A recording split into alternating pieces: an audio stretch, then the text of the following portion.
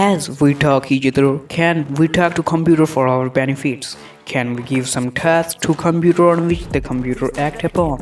Assalamualaikum friends, my name is Muhammad Hassan Wes and here to teach you some basics of programming and give you the knowledge of information technology. Yes, it's the first video of my YouTube channel. From here you will get the knowledge of information technology.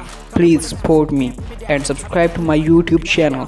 So let's get started. What is programming? Programming is a method by which we talk to computer. It is done by different programming languages such as C, Java, Python, PHP and JavaScript etc. Applications of programming. If we talk about the applications of programming, then it has numerous applications such as for developing software, websites, different pages and apps.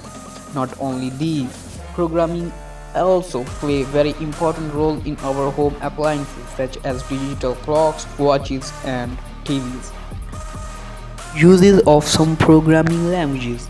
If we talk about the uses of programming languages, then some languages are made for doing specific tasks, such as PHP only work in browser, helps us to design or write the backend of websites. Python is used to make tools and in the field of AI and in the automation of machines.